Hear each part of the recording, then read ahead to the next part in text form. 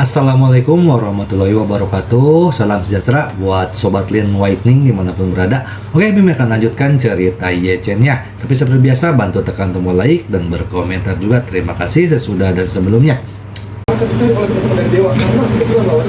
Bab 926-930. Ketika Su Soudao mendengar ini, dia sedikit mengernyit. Dia tentu saja tidak puas dengan rencana Ito Yuhiko. Namun, dia juga tahu bahwa Yuhiko Ito baru saja diamputasi anggota tubuhnya. Terus terang, keropeng darah di lukanya masih segar. Memang tidak realistis baginya untuk segera mendorong kerjasama sebesar itu saat ini.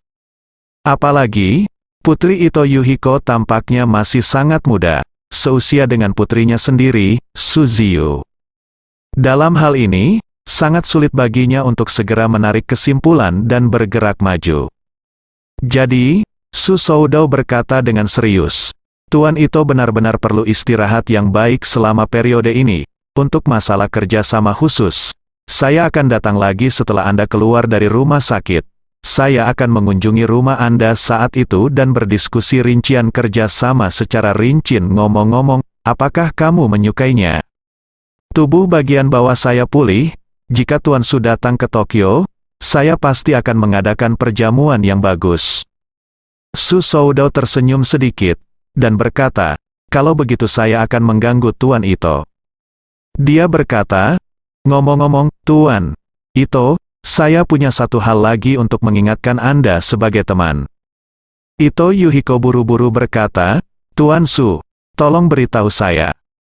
Su Soudao berkata, sejauh yang saya tahu, keluarga Ye di Yanjing juga ingin mengikuti langkah kita dan ambil rute pengembangan pengiriman laut. Jika saya menebak dengan benar, seharusnya saya juga ingin berkomunikasi dengan Anda dan berbicara tentang kerjasama proyek. Setelah jeda, Su Soudao melanjutkan, namun, kekuatan keluarga Ye adalah masih jauh di belakang kami. Jadi saya sarankan Pak Ito tidak perlu mempertimbangkannya. Selama Anda berkonsentrasi untuk merawat tubuh Anda dengan baik, setelah tubuh Anda pulih, itu harus menjadi pilihan terbaik untuk bekerja sama sepenuhnya dengan kami keluarga Su. Yuhiko Ito mengangguk dan tersenyum, dan berkata, sejujurnya, Tuan Su, saya memiliki pemahaman tertentu tentang keluarga Ye. Bisnis pengiriman laut mereka belum berkembang sama sekali. Hanya saja keluarga Su telah meningkat sehingga mereka sangat mengejar. Menurut pendapat saya, sangat sulit bagi mereka untuk menjadi iklim yang besar. Jadi dalam pikiran saya, keluarga Su adalah prioritas tertinggi. Su Soudao berkata dengan sangat puas, Tuan Ito benar-benar tajam. Keluarga Ye hanya ingin mengikuti tren. Tetapi mereka tidak memiliki sumber daya sama sekali di bidang ini. Jangan berbicara tentang bekerja sama dengan keluarga Ito. Bahkan jika itu adalah sumber daya pelabuhan domestik China, kami akan menekannya kemana-mana, Ito Yuhiko berkata sambil tersenyum. Jangan khawatir, Tuan Su, saya tidak akan pernah bekerja sama dengan keluarga Ye. Jika saya harus memilih antara keluarga Su dan keluarga Ye, saya pasti akan memilih Tuan Su. Su Soudao tertawa, oh, Tuan Ito, bagaimana menurutmu? Jika demikian, saya dapat kembali ke Tiongkok dengan tenang. Ito Yuhiko bertanya, kapan Tuan Su ingin kembali ke Tiongkok? Su Soudao berkata, hanya 2 hari ini. Terutama karena Tokyo melarang jet pribadi lepas landas, saya akan menunggunya 2 hari. Jika izin lepas landas tidak dirilis dalam 2 hari, maka saya akan membeli tiket dan mengambil penerbangan sipil penerbangan kembali. Ito Yuhiko mengangguk dan berkata dengan emosi, sejauh yang saya tahu, tulisan tangan Tuan Su terlalu besar sebelumnya. Tokyo Departemen terkait memang memiliki beberapa keluhan. Su Soudao melambaikan tangannya dengan acuh tak acuh. Polisi Metropolitan Tokyo Departemen dan Departemen Keamanan Dalam Negeri menggigit Lu Dongbin, Matsumoto Yoshito, orang yang berbahaya dan kejam, dan dia tidak tahu kunci untuk meninggalkannya di dunia ini. Berapa banyak orang yang mati, saya membunuhnya. Tidak hanya untuk keadilan, tetapi juga untuk melindungi hukum dan ketertiban di Tokyo. Setelah selesai berbicara, dia memandang Ito Yuhiko dan berkata dengan serius, Tuan Ito, bukankah Anda korban langsung dari Matsumoto Ryoto? Jika saya tidak membunuhnya, dia mungkin mengirim orang ke rumah sakit untuk memburumu sekarang. Siapa yang tahu berapa banyak lagi orang yang akan dia bunuh di Tokyo. Ito Yuhiko melihat kebenaran Su Soudao, dan dia tidak bisa menahan perasaan khawatir tentang orang ini. Dia mengutuk diam-diam di dalam hatinya, Su Soudao, kamu bajingan tak tahu malu. Kamu membunuh Matsumoto Yoshito, tangan kanannya, dan bahkan adik laki-lakinya, yang bisa dimengerti. Tetapi kamu membunuh seluruh keluarga, pria dan wanita tidak ada yang tertinggal, tua atau muda. Apa-apaan ini? Nenek moyang Tionghoa Anda mengatakan bahwa bencana itu tidak sebaik istri dan anak Anda. Bagaimana Anda datang ke sini dan mengabaikan moral dasar dunia? Sekarang apa yang kamu katakan? Apa maksudmu? Kamu membunuh keluarga Yoshito Matsumoto? Atau kamu melindungiku dengan menyamar? Aku harus berterima kasih karena telah membunuh keluarga Yoshito Matsumoto. Logika bajingan sialan. Namun, di permukaan, Ito Yuhiko masih sangat emosional. Dia berkata, "Oh, masalah ini benar-benar berkat Tuan Su, jika tidak, saya mungkin masih memiliki bahaya dan ancaman yang tak terhitung jumlahnya." Su Soudao mengangguk, dan berkata dengan sedikit kesombongan, "Saya berharap Departemen Kepolisian Metropolitan Tokyo dan Departemen Keamanan Dalam Negeri Jepang dapat memahami kebenaran ini. Kadang-kadang, operasi yang diperlukan masih diperlukan. Meninggalkan jaringan kanker di tubuh hanya akan menyeret seluruh kota, dan saya baru saja terbang ke sini. Itu hanya operasi yang tepat, operasi untuk Tokyo." Ito Yuhiko mengangguk setuju di permukaan, tetapi dia meludah di dalam hatinya, "Sial, Su Soudao ini adalah anjing sungguhan. Semakin dia membicarakannya, semakin tidak tahu malu dia." Su Soudao memandang waktu itu, dia tersenyum dan berkata, "Pak Ito, Anda masih terluka. Jadi saya tidak akan mengganggu Anda lagi. Suplemen nutrisi yang saya bawakan untuk Anda semuanya adalah bahan dan bahan obat alami yang sangat bagus. Anda melihat ke belakang dan bertanya seseorang untuk membuatkannya untukmu. Ayolah, itu bisa mempercepat pemulihanmu." Saat dia berkata, Su Soudao berkata dengan tangan kanannya, "Karena kita memiliki niat untuk bekerja sama secara mendalam satu sama lain, maka saya akan menunggu pemulihan Anda, dan kami akan bergerak maju bergandengan tangan." Ito Yuhiko berkata dengan serius, "Tidak ada pertanyaan, Anda dan saya tetap berhubungan kapan saja." "Oke." Su Soudao tertawa dan berkata, "Dalam hal ini, saya akan pergi dulu." Ito Yuhiko mengangguk, "Tuan Su, berjalan perlahan. Saya tidak akan mengantarmu pergi, Su." Soudao buru-buru menepuk pundaknya, "Tuan Ito, sama-sama, istirahat yang baik dan jaga dirimu, terluka." Ito Yuhiko berkata kepada Ito Emi, beri aku hadiah untuk Tuan Su." "Baik saudara." Su Soudao bangkit dan berjabat tangan dengan Ito Yuhiko, dan ditemani oleh Ito Emi, keluar dari bangsal. Saat ini, Ye Chen dan Ito Nanako baru saja tiba di rumah sakit dan sedang menunggu di lift. Ito Emi mengirim Su Soudao dan Zhao Yiming setelah mengirimkannya ke lift. "Saya berkata maaf, Tuan Su. Saya masih harus menjaga saudara laki-laki saya. Jadi saya tidak akan menurunkan Anda, Su." Soudao berkata sambil tersenyum, "Mas Ito, tolong hentikan, kembali dan jaga Mer Ito Emi." Ito mengangguk, membungkuk 90 derajat dan berkata, "Tuan Su, pelan-pelan, Su." Soudao melambaikan tangannya dan melangkah ke lift. Setelah pintu lift ditutup, Su Soudao bertanya kepada Zhao Yiming, yang diam selama ini, "Bagaimana menurutmu, Yuhiko Ito?" Zhao Yiming berpikir sejenak, dan berkata dengan serius, "Tuanku, saya pikir meskipun Ito Yuhiko berpura-pura baik, dia masih sedikit takut padamu." "Ya." Su Soudao mengangguk, "Seharusnya karena masalah membunuh keluarga Matsumoto. Sekarang setelah kupikir-pikir, aku memang bertindak terlalu jauh." Setelah selesai berbicara, dia melambaikan tangannya lagi, dan berkata dengan acuh tak acuh, "Biarkan dia sendiri. saya membunuh Matsumoto di seluruh keluarga karena dia ingin menyakiti putra dan putri saya, dan ingin saya punah. Jika saya tidak membiarkan dia punah, orang lain akan mengira aku Susou Dao adalah kesemek yang lembut. Siapapun bisa meremasnya. Zhao Yiming bertanya, apakah Ito Yuhiko tidak berani bekerja sama dengan kami karena ini, Su? Zhao Dao mendengus dingin, dan berkata, beri dia waktu untuk menyembuhkan lukanya terlebih dahulu, dan datanglah padanya saat waktunya tiba. Pada saat itu, akan ada cara kerja sama kooperatif, dan akan ada solusi non-kooperatif untuk non-kooperatif pada saat ini. Lift mengeluarkan suara ding dan berhenti di lantai pertama. Zhao Yiming buru-buru melangkah maju dan berkata dengan hormat, Tuan, tolong. Ketika pintu lift terbuka, Susou Dao memimpin. Ketika Ye Chen melihat lift datang, dia akan memberi isyarat agar Nanako Ito masuk, ketika Susou Dao sudah keluar. Saat dia berjalan keluar dari pintu lift, Susou Dao menatap mata Ye Chen secara langsung. Pada saat ini, Susou Dao sedikit mengernyit tanpa sadar. Suasana yang akrab namun asing membuatnya gugup tanpa alasan.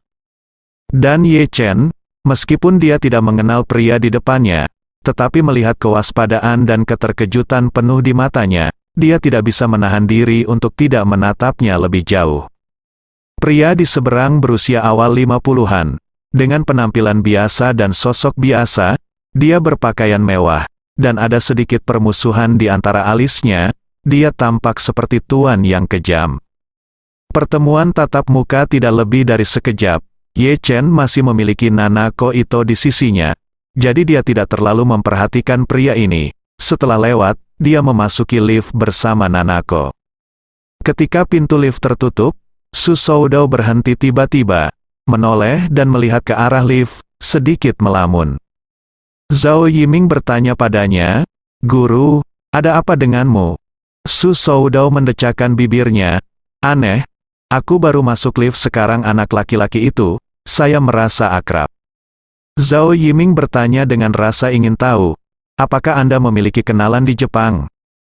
Susou Dao berkata, ada beberapa kenalan, tetapi sebenarnya tidak ada yang begitu muda, sekitar 26 atau 7, kan, kira-kira seusia dengan Zifei, atau 1 atau 2 tahun lebih tua dari Zifei. Zhao Yiming mengangguk, seusia dengan putra tertua. Apakah kamu mengenalnya? Aku tidak tahu, Susou Dao menggigit bibirnya, dan berkata dengan wajah gelap, tapi dia terlihat sangat mirip dengan teman lamaku. Teman lama? Zhao Yiming bertanya dengan rasa ingin tahu, Tuan, siapa teman lamamu, Su?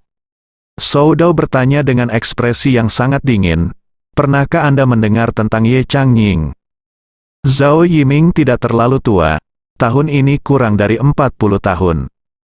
Ketika ayah Ye Chen, Ye Changying, meninggal dunia, dia masih belajar di luar negeri, jadi dia tidak tahu apa yang terjadi di Yanjing saat itu. Jadi, dia mau tidak mau bertanya, Tuan, apakah Ye Changying yang Anda bicarakan berasal dari keluarga Ye? Itu benar. Susou Dao tidak bisa tidak memikirkan penampilan heroik Ye Changying saat itu. Saat itu, Ye Changying benar-benar anak bangsawan yang terkenal di ibu kota. Tampan, ramah tamah, dan yang lebih penting, sangat kuat dalam kemampuan pribadi. Dia pasti yang pertama menonjol di seluruh Yanjing. Saat itu, Susou Dao benar-benar murung di depan Ye Changying. Ye Changying adalah putri seorang wanita terkenal di Yanjing, dan yang ingin menikah adalah Ye Changying, dan semua orang ingin mati dan hidup untuk Ye Changying. Istri Susou Dao, Du Haiking, ibu dari Su Zifei dan Su Ziyu, juga mencintai Ye Changying sampai mati. Saat itu, Susou Dao memberikan segalanya untuk mengejar Du Haiking dengan gila-gilaan, tetapi Du Haiking benar-benar memecatnya dan hanya ingin menikahi Ye Changying. Meskipun Ye Changying sudah memiliki tunangan, Du Haiking tetap bertekad untuk mati demi Ye Changying kapan saja. Meskipun Susou Dao mencoba yang terbaik untuk membuat adegan lamaran pernikahan yang sensasional untuknya, Du Haiking tetap tidak setuju. Di depan banyak orang, Du Haiking hanya mengucapkan beberapa patah kata kepada Su Soudao. Kalimat pertama adalah, "Maaf, saya tidak bisa menikah dengan Anda." Kalimat kedua adalah, "Karena Chang Ying belum menikah." Karena Ye Chang Ying memiliki tunangan tetapi belum menikah, Du Haiking masih merasa ada secercah harapan dan masih menolak untuk menyerah. Su Soudao masih ingat rasa malu dan hina karena melamar seorang wanita sendirian, tetapi wanita itu secara terbuka mengatakan bahwa dia masih menunggu orang lain. Sejak saat itu juga dia membenci Ye Chang Ying sampai ke tulang. Setelah itu, Ye Chang Ying menikah di Yanjing. Malam itu, Du Haiking menangis dan tinggal di balik pintu tertutup selama sebulan. Su Soudao membawa bunga ke rumah Du setiap hari untuk meminta wawancara. Dia bertahan selama 39 hari dan menggunakan 39 karangan bunga mawar untuk akhirnya mengetuk pintu hati Du Haiking. Du Haiking, yang kurus hampir 20 kati, keluar dari kamar dan rumah, dan mengucapkan sepatah kata kepada Su Soudao yang sedang memegang bunga di luar pintu. Dia bertanya kepada Su Soudao apakah dia tidak akan pernah melupakan Ye Chang Ying selama sisa hidupnya. Apakah Su Soudao masih ingin menikahinya? Su Soudao mengertakkan gigi dan setuju. Kemudian, Du Haiking dan Su Soudao bertunangan dengan Kilat, dan sebulan kemudian, Kilat menikah. Saat pertama kali menikah, Su Soudao tidur gelisah dan ketakutan setiap malam. Dia takut istri di sebelahnya tiba-tiba memanggil nama Ye Chang Ying dalam mimpinya. Ketakutan dengan cepat menjadi kenyataan. Dalam beberapa hari setelah menikah, Su Soudao dapat mendengar Du Haiking memanggil nama Ye Chang Ying dalam keadaan setengah mimpi dan setengah sadar setiap hari. Saat itu, Su Soudao hampir pingsan. Belakangan, putra sulung Su Zifei lahir. Du Haiking akhirnya mengalihkan fokusnya dari Ye Chang Ying ke putranya. Sejak saat itu, Su Soudao akhirnya bisa tidur nyenyak. Tangisan nyaring anaknya di tengah malam bahkan menjadi lagu pengantar tidur terindah baginya. Dia bisa tidur nyenyak dengan tangisan putranya yang menghancurkan bumi. Tetapi dia tidak bisa mendengar istrinya menggumamkan nama Ye Chang Ying dengan suara yang sangat rendah dalam tidurnya. Karena 3 kata Ye Chang Ying adalah mimpi buruknya. Memikirkan segala macam penghinaan di masa lalu, Su Soudao merasa sangat marah. Meskipun sudah lebih dari 20 tahun, bahkan jika Ye Chang Ying sudah lama meninggal, dia masih tidak bisa menelan nafas ini. Melihat ekspresi dinginnya, mengepalkan tangan, dan gigi gemetar, Zhao Yiming sangat terkejut. Dia telah bekerja untuk Su Soudao selama bertahun-tahun, dan mengetahui penampilan Su Soudao, dia biasanya sangat marah. Saat mendengar bahwa Ryoto Matsumoto berada di balik penculikan Su Zifei dan Su Ziyu, perilakunya sama seperti sekarang. Zhao Yiming tidak bisa tidak bertanya-tanya di dalam hatinya, apa yang dilakukan Ye Chang Ying ini sehingga membuat tuannya begitu marah. Berubah, seperti, Su Soudao mengangguk, dan berkata, namun, temperamennya agak rendah, mungkin dia berpakaian sedikit santai. Ye Chang Ying saat itu bisa dikatakan penuh gaya, berjalan dengan angin, sangat ajaib, Zhao Yiming berkata. Lagi pertanyaan, anak barusan, mungkinkah itu keturunan Ye Chang Ying? Tidak mungkin, Su Soudao berkata dengan dingin. Keturunan Ye Chang Ying sudah lama menghilang, dan hidup dan mati mereka tidak diketahui. Tidak, saya kira dia sudah lama meninggal di luar. Saat dia berbicara, Su Soudao tersenyum sinis, dan mengejek. Saat itu, Ye Chang Ying membuat musuh di mana-mana dan menyinggung keluarga Rothschild, yang mendominasi Eropa dan Amerika Serikat. Tai Seng telah menjadi sasaran dengan berbagai cara, dan ada terlalu banyak orang yang ingin membunuhnya. Pada titik ini, Su Soudao menyalakan sebatang rokok, dan berkata dengan acuh tak acuh, meskipun anak barusan sangat mirip dengannya, saya pikir dia mungkin orang Jepang, orang-orang, mungkin mereka mirip. Zhao Yiming mengangguk ringan, dan bertanya kepadanya, Tuan, kemana kita akan pergi selanjutnya? Kembali ke hotel. Tidak akan kembali ke hotel, Su Soudao berkata dengan dingin. Tokyo jika orang-orang dari Departemen Kepolisian Metropolitan tidak dapat menangkap Ruoli dan mereka pasti akan menemukan cara untuk mempermalukan saya. Lebih baik saya meninggalkan Tokyo lebih awal." Setelah itu, Su Soudao mengatakan kepadanya, "Jangan khawatir. Meninggalkan kamar hotel di sana? Baiklah. Ayo berkendara ke utara langsung ke prefektur Aomori, bagian paling utara Honshu, Jepang, di mana kita bisa berendam di sumber air panas selama 2 hari dan bersantai sebelum berangkat." Saat naik lift ke atas, Ye Chen masih memikirkan pria yang dia temui saat keluar dari lift tadi. Dia yakin bahwa dia tidak mengenal orang lain. Mengapa orang itu memiliki permusuhan di matanya ketika dia melihatnya? Dia awalnya berpikir bahwa pihak lain mungkin juga seorang master tersembunyi, dan dia melihat sesuatu yang tidak biasa pada dirinya. Tapi setelah dipikir-pikir, aku merasa ada yang salah. Karena pria itu tidak memiliki aura pria yang kuat, kekuatannya sendiri, dia harus menjadi orang biasa. Namun, dia tidak terlalu banyak berpikir. Setelah keluar dari lift, Nanako Ito membawanya ke bangsal tempat Yuhiko Ito berada. Saat ini, Ito Yuhiko sedang memarahi ibunya di ranjang rumah sakit. Dia berkata kepada Emi Ito, "Orang ini Su Soudao adalah bajingan dengan perut manis dan pedang. Jika dia tinggal dengan orang seperti ini lebih lama, aku akan merasa tidak nyaman, benar-benar berbahaya, dan semakin ramah." Dia tersenyum, "Semakin kamu merinding, terutama ketika kamu berpikir tentang apa yang dia lakukan pada keluarga Matsumoto dalam pikiranmu, kamu merasa merinding di sekujur tubuhmu." Ye Chen yang baru saja memasuki pintu mendengar ini, dia berkata tanpa berpikir. Dan bertanya dengan lantang, "Pria itu tadi adalah Su Soudao dari keluarga Su?" Ito Yuhiko dan Ito Emi sama-sama terkejut, dan baru pada saat itulah mereka menyadari bahwa Ye Chen dan Nanako sudah masuk. Jadi, Ito Yuhiko bertanya dengan rasa ingin tahu, "Tuan, apakah Anda juga mengenal Su Soudao?" Ye Chen mengerutkan kening, dan bahkan suaranya menjadi sedikit lebih dingin. "Pria yang baru saja turun dari lift adalah Su Soudao," kata Ito Yuhiko. "Saya tidak tahu siapa yang Anda temui di lift, tetapi Su Soudao baru saja pergi." Ye Chen berbalik dan lari ketika mendengar ini. Su Soudao, penggagas dan pemimpin aliansi anti-daun saat itu. Ketika Ye Chen memikirkan hal ini, kebencian melonjak ke seluruh tubuhnya. Dia hanya ingin mengusirnya, bahkan jika dia membunuh pengawal dan pengikut Su Soudao di siang bolong, dia masih ingin menangkap bajingan itu dan bertanya mengapa dia mengincar orang tuanya. Lalu biarkan dia merasakannya, dan dia akan berakhir tragis di jalanan. Sayang sekali saat Ye Chen mengusirnya, tidak ada tanda-tanda Su Soudao di sekitar pintu masuk rumah sakit. Su Soudao sudah masuk ke mobil saat ini dan menuju Kabupaten Aomori.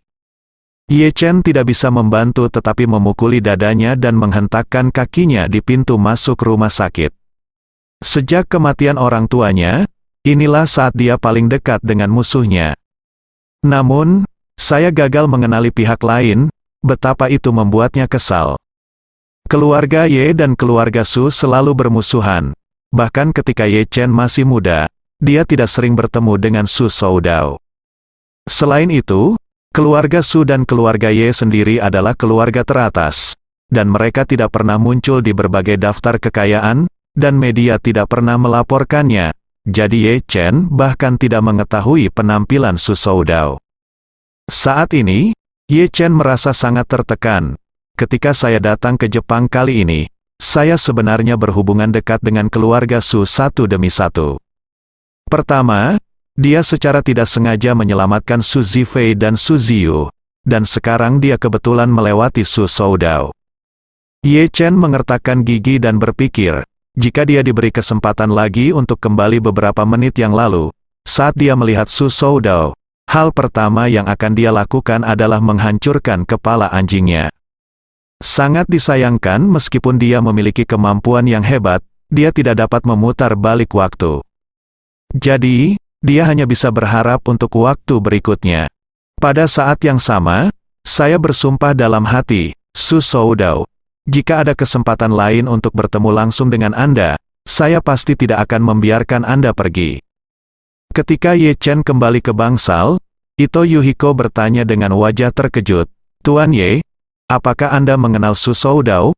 Atau apakah ada hubungan? Mengapa Anda begitu peka terhadapnya? Ito Emi dan Ito Nanako juga sangat bingung. Dia menatap Ye Chen dengan saksama, mengharapkan jawabannya. Melihat ini, Ye Chen menertawakan dirinya sendiri, dan berkata dengan marah, kamu lupa, aku tidak sengaja menyelamatkan sepasang anaknya, dan dia sangat kaya. Masuk akal kalau dia harus memberiku 10 miliar dolar, berharap dia melarikan diri. Yuhiko Ito tercengang. Dia sama sekali tidak meragukan keaslian kata-kata Ye Chen, karena di matanya, Ye Chen baik di mana-mana, tetapi ibunya mencintai uang seperti hidupnya, dan untuk uang, dia bahkan dapat memeras tanpa malu-malu, bahkan menempati dengan jahat. Oleh karena itu, jika dia menyelamatkan Su Zifei dan Su Ziyu secara tidak sengaja, dengan karakternya, jika dia tidak mau meminta uang, maka dia benar-benar bukan dia. Nanako Ito tidak bisa menahan tawa ketika dia mendengar ini, dan berkata, Tuan Ye Chen, kamu terlalu kaya? Apakah kamu tahu bahwa ketika kamu mendengar kata Su Soudao tadi, kamu bertindak seolah-olah dia adalah pembunuh ayahmu, seperti musuh? Aku tidak menyangka itu hanya kreditor di hatimu. Ye Chen tersenyum kecut, dan berkata dengan santai, hei, sayang sekali dia melarikan diri. Tapi tidak apa-apa, aku masih punya kesempatan untuk bertemu denganmu. Cepat atau lambat dia dapat menghindari hutang ini pada hari pertama tahun baru, tetapi tidak pada hari ke-15. Ito Nanako mengangguk, lalu berkata kepada Ito Yuhiko, Odo-san, aku membawa 2 orang sakit makan di sini hari ini. 1 untukmu, dan 1 lagi untukmu. Salinannya untuk Tanaka-san. Bisakah aku pergi dan menemuinya, Yuhiko? Ito mengangguk dan berkata, Tanaka ada di bangsal sebelah, pergi dan makan lihat. Nanako Ito menoleh untuk melihat Ye Chen, Tuan, lihat. Ye Chen memiliki kesan yang baik tentang Tanaka, dia memang seorang pelayan yang langka. Jadi dia mengangguk dan berkata, oke, ayo pergi dan makan lihat bersama. Pada saat ini, Koichi Tanaka di bangsal sebelah, saya setengah berbaring dan membaca buku. Melihat Nanako Ito dan Ye Chen masuk, dia buru-buru meletakkan buku itu, dan berkata dengan hormat, hai, Nona, Tuan Ye. Nanako Ito sedikit tersenyum, berjalan dengan membawa kotak makan siang, dan berkata, Tanaka-san, saya akan memberi Anda makanan dari rumah. Saya membawa makanan sakit, koki di rumah membuatnya khusus. Anda bisa memakannya selagi panas, Koichi. Tanaka tersanjung dan berkata, Nona, bagaimana saya bisa meminta Anda untuk mengantarkan makanan kepadaku? Itu benar-benar tidak mungkin. Nanako Ito berkata dengan sangat saleh, Tanaka-san, kamu menyelamatkan nyawa ayahku. Aku sangat berterima kasih di dalam hatiku. Makan bukanlah apa-apa, itu hanya tanda kecil dari hatiku. Koichi Tanaka berkata dengan tulus. Nona, berdasarkan kata-katamu, layak mati 10.000 kali. Ito Nanako berkata, Tanaka-san, jika kamu butuh sesuatu, beritahu saja Bibi. Dia pasti akan menemukan cara selesaikan untuk Anda. Anda harus ceria, pulih dengan baik, dan meninggalkan rumah sakit sesegera mungkin. Tanaka Hao mengangguk berulang kali, dan berkata dengan rasa terima kasih. Saya mengerti Nona, terima kasih atas perhatian Anda. Setelah selesai berbicara, dia ragu-ragu bertanya, saya di pagi hari, saya mengambil kursi roda dan pergi ke bangsal ketua, dan mendengar dari ketua bahwa Tuan Ye menyembuhkan luka Anda. Nanako Ito mengangguk dan berkata, Tuan Ye Chen tidak hanya menyembuhkan luka saya cedera, tetapi juga menyelamatkan hidup saya. Tanaka Hao memandang Ye Chen dan berterima kasih padanya. Tuan Ye, saya benar-benar terima kasih banyak. Karena Ye Chen menggosok bahu dengan Su Soudao dan merindukan kesempatan untuk membalas dendam, dia merasa sedikit bosan di hatinya. Melihat Tanaka berbicara sendiri, dia tidak bisa menahan diri untuk tidak mengatakan dengan nada ala kadarnya, sama-sama. Koichi Tanaka bertanya dengan heran, apakah ada yang Salah dengan Tuan Ye? Nanako Ito tersenyum centil dan berkata, dia ya, baru saja kehilangan 10 miliar dolar dan merajuk. Untuk kata-kata Nanako, Ye Chen hanya tersenyum dan tidak menjelaskan banyak. Setelah mengobrol sebentar dengan Koichi Tanaka, Nanako berkata kepadanya dengan nada meminta maaf, Tanaka-san, Tuan Ye Chen akan kembali ke Jinling malam ini. Saya harus pergi berbelanja dengannya, jadi saya akan pergi dulu, dan sampai jumpa nanti malam, Koichi Tanaka. Buru-buru berkata, Nona, sibuklah dengan Tuan Ye, jangan khawatirkan aku, dan tidak perlu datang menemuiku secara khusus, itu terlalu merepotkanmu. Ito Nanako berkata sambil tersenyum, tidak masalah, kita sudah saling kenal selama bertahun-tahun, mengapa kamu begitu sopan, Koichi? Tanaka mengangguk penuh terima kasih, menatap Ye Chen lagi, dan berkata dengan serius, Tuan Ye, aku tidak melihatmu pergi ketika kamu kembali ke China malam ini, semoga perjalananmu aman. Ye Chen sedikit tersenyum, terima kasih Tanaka, kami akan sampai jumpa lagi jika ada kesempatan. Sudah beberapa hari sejak dia datang ke Jepang, dan ini adalah pertama kalinya Ye Chen pergi berbelanja. Karena terakhir kali saya pergi ke Yanjing, saya membeli satu set Hermes untuk istri saya Xiao Churan, jadi kali ini Ye Chen melewatkan tas mewah. Ye Chen berjalan di sekitar area perhiasan, dan jatuh cinta dengan cincin berlian berbentuk hati dari Tiffany's.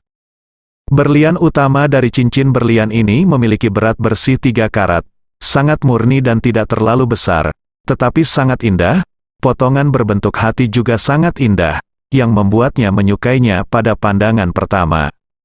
Memikirkan kembali ketika dia menikah sampai sekarang, dia belum memberikan cincin kawin asli kepada Xiao Churan, jadi Ye Chen berencana untuk membeli kembali cincin berlian ini dan memberikannya padanya.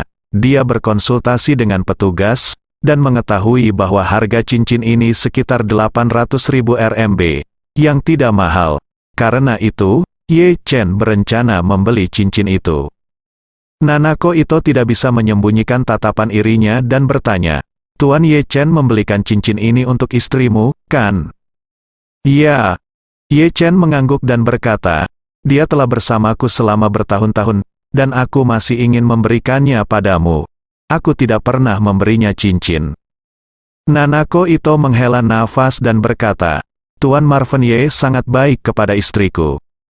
Marvin Ye tersenyum tipis, dan hendak mengatakan beberapa kata-kata kesopanan, ketika penjual Tiffany berkata dengan sangat sopan, Tuan, berapa perkiraan ukuran cincin di jari manis istri Anda? Ye Chen terhenti oleh pertanyaan ini. Seberapa besar cincinnya? Saya benar-benar tidak tahu. Penjual itu menjelaskan, jika Anda tidak tahu cincinnya, akan lebih merepotkan untuk membeli cincin yang lebih besar atau lebih kecil.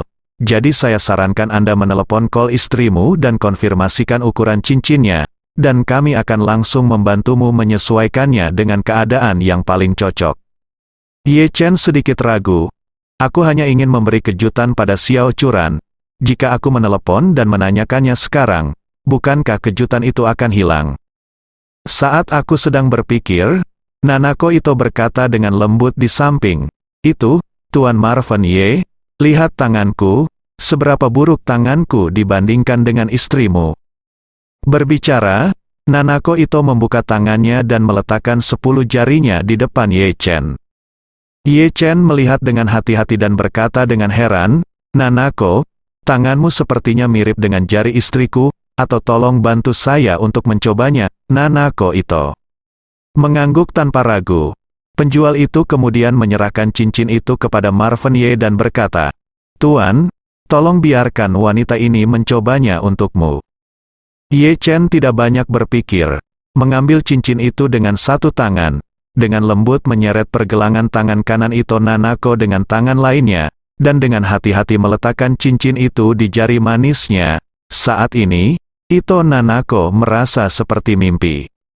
Meskipun dia tahu betul bahwa dia hanya mencoba cincin untuk istri Ye Chen, tetapi ketika dia mengira Ye Chen mengenakan cincin berlian di jari manisnya, dia sangat bersemangat sehingga dia tidak bisa menambahkannya.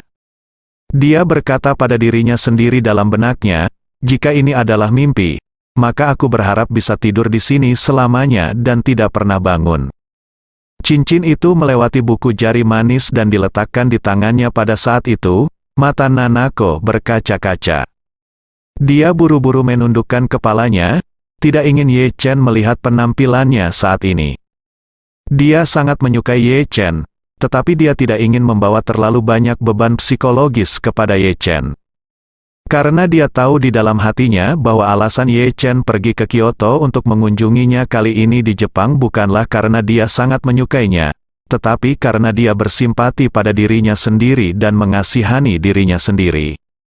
Dia bisa memahami suasana hati Ye Chen, itu semacam empati yang dihasilkan di hati sesama seniman bela diri. Apa itu empati? Itu adalah emosi memahami orang lain dengan sepatunya sendiri, mampu berempati dengan orang lain, dan membandingkan hati satu sama lain. Ibarat seorang pembalap melihat pembalap lain mengalami kecelakaan mobil dan terluka parah atau bahkan meninggal dunia di lapangan, empatinya terhadap yang terluka harus lebih kuat dari orang biasa. Dengan cara yang sama, jika seorang prajurit melihat rekannya, atau sesama prajurit, terluka atau cacat dalam pertempuran, dia pasti akan memiliki empati semacam ini di dalam hatinya. Ye Chen pasti sama dengan dirinya sendiri. Ketika dia melihat bahwa dia tidak mendengarkan bujukan, terluka parah dalam permainan, dan bahkan ditarik keluar lapangan dengan ambulans, dia pasti lebih bersimpati pada dirinya sendiri. Selain itu, dia memiliki cara untuk menyembuhkan dirinya sendiri. Jadi ketika dia datang ke Jepang kali ini, dia menyempatkan diri untuk pergi ke Kyoto untuk menemui dirinya sendiri, menyelamatkan diri, dan menyembuhkan lukanya. Oleh karena itu, Nanako Ito tahu betul bahwa meskipun Ye Chen sangat baik pada dirinya sendiri, kebanyakan dari mereka seharusnya simpati yang lahir dari empati. Untuk seorang gadis yang terobsesi satu sama lain, dia padahal, hal terakhir yang Anda inginkan adalah simpati dari pihak lain. Nyatanya, selain cinta, emosi lain bukanlah yang dia inginkan. Pada saat ini, Ye Chen tidak bisa melihat ekspresi Nanako. Perhatiannya tertuju pada jarinya. Melihat cincin yang dikenakan Nanako Ito sedikit lebih besar, dia dengan lembut melepasnya lagi. Penjual itu berkata, "Maaf, tolong buatlah sedikit lebih kecil." "Baik Pak." Penjual itu mengambil cincin itu dan mulai mengatur ulang cincin itu. Nanako Ito merasakan kehilangan yang kuat di hatinya saat ini. Meskipun saya sudah lama mengetahui bahwa cincin itu akan hilang setelah hanya tinggal di jari saya untuk sementara waktu. Tapi saat cincin itu benar-benar dilepas oleh Ye Chen, hatinya sakit seperti pisau. Namun, dia tidak berani diperhatikan oleh Ye Chen. Jadi ketika Ye Chen memperhatikan penjual menyesuaikan cincinnya, dia buru-buru berkata, "Tuan Ye Chen, saya akan ke kamar mandi." Alasan mengapa dia ingin melarikan diri adalah karena matanya dipenuhi air mata, yang telah mencapai titik di mana mata tidak dapat menahannya.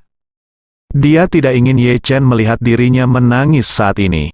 Karena dia tidak ingin mempengaruhi konsentrasi Ye Chen. Dia tidak pernah berpikir bahwa itu akan mempengaruhi kehidupan dan pernikahan Ye Chen. Lagi pula, kebaikan Ye Chen padanya sudah terlalu banyak. Berbalik untuk pergi, dia berkata dalam hati, "Malam ini, Marvin Ye akan meninggalkan Jepang, kembali ke pelukan keluarganya, dan kembali ke istrinya. Di masa depan, saya tidak tahu kapan dan bulan apa yang akan kembali. Beberapa jam ke depan akan menjadi beberapa jam terakhir aku akan bersama Ye Chen Jun. Aku harus mengendalikan emosiku dan tidak menambah beban psikologis padanya." Ketika Nanako Ito kembali dari kamar mandi, tidak ada bekas air mata yang mengalir di wajahnya, tetapi matanya sedikit merah. Dia sengaja memercikkan air dingin ke wajahnya, jadi dia terlihat jauh lebih alami.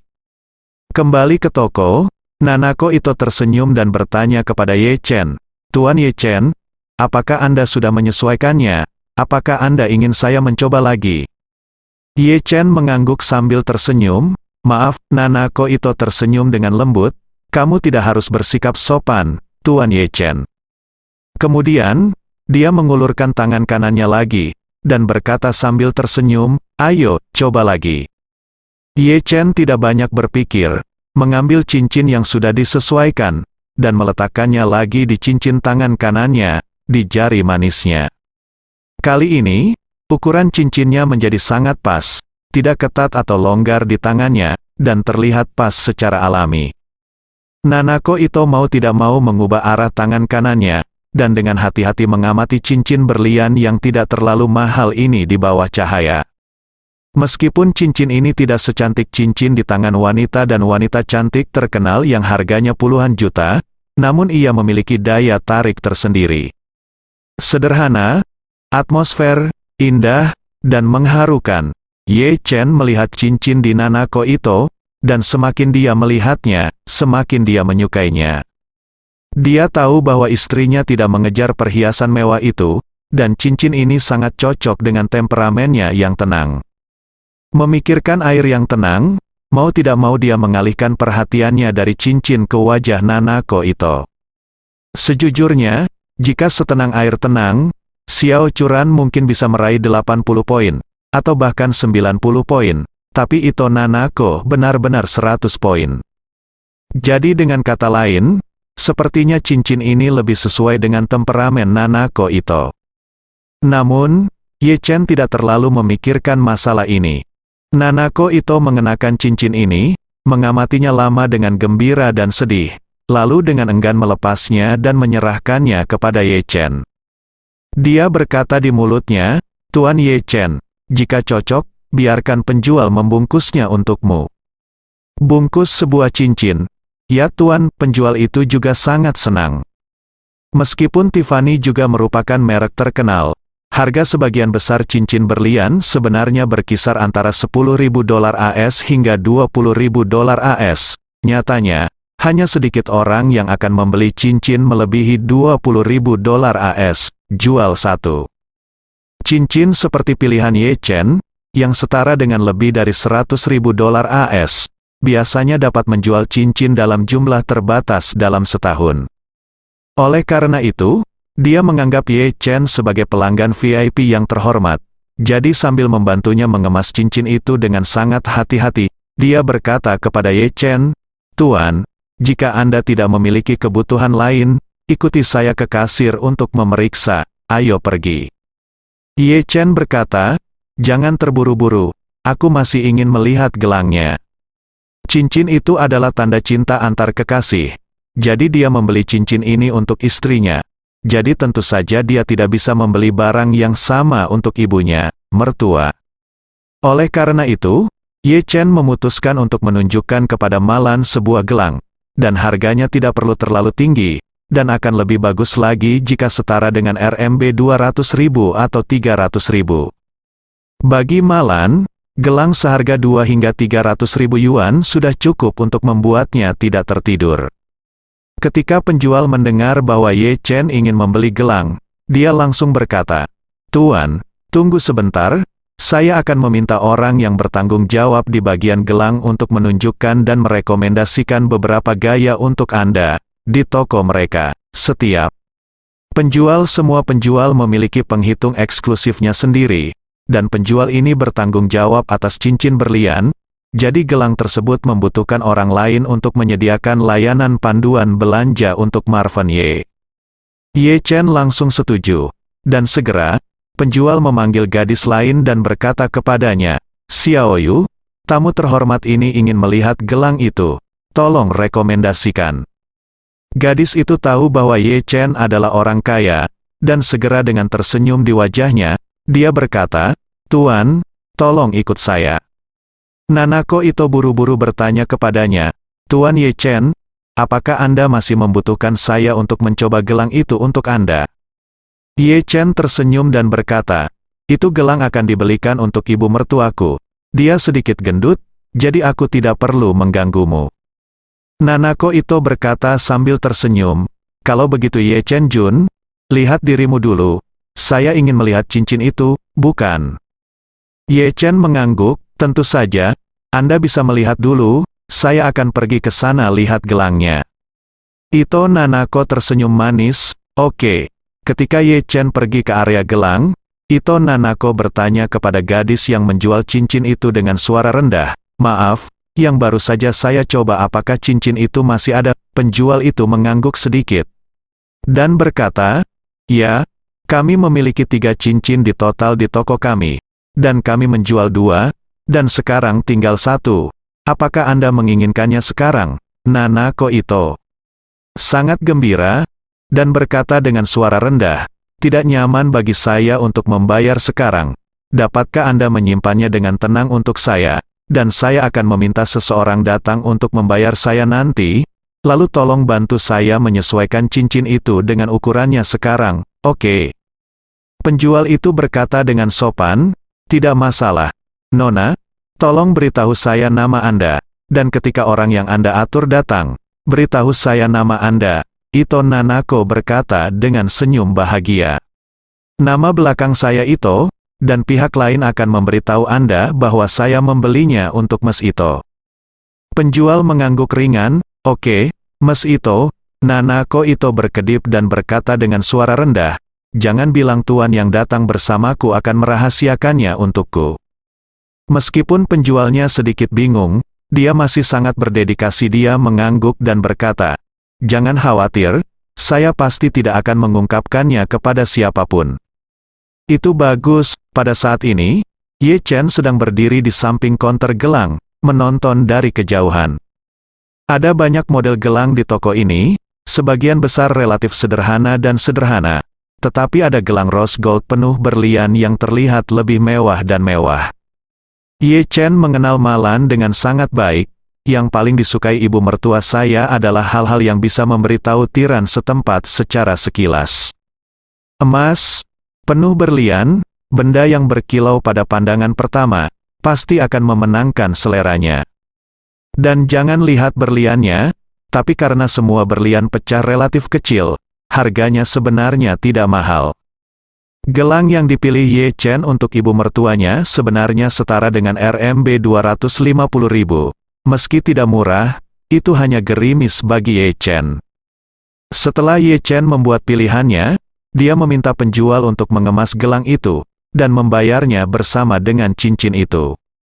Saat ini, Nanako Ito juga sudah membuat janji dengan salesman sebelumnya tentang cincin tersebut, lalu mengirimkan pesan untuk meminta salah satu asistennya datang dan membayarnya. Setelah pengaturan dibuat, dia datang ke Ye Chen dengan puas, dan bertanya sambil tersenyum, "Tuan Ye Chen, apakah Anda sudah membuat pilihan?" Ye Chen mengangguk, "Uangnya sudah dibayarkan." "Hei, Nanako, mengapa kamu sangat bahagia?" Ye Chen juga dapat melihat bahwa kondisi Nanako Ito tampaknya jauh lebih baik dari sebelumnya, dan dia tampaknya lebih bahagia. Nanako Ito menjulurkan lidahnya dengan main-main, berkedip dan berkata, "Ini rahasia. Kamu tidak bisa memberitahu Tuan Marvin Ye. Kalau tidak Tuan Ye Chen akan menertawakanku." Ye Chen sedikit tersenyum. "Bagaimana mungkin?" kata Nanako Ito dengan malu-malu, "Aku tidak bisa memberitahumu itu, aku terlalu pemalu." Ye Chen mengangkat bahu tak berdaya. "Karena kamu tidak mau memberitahu, maka aku tidak akan bertanya." Bersambung.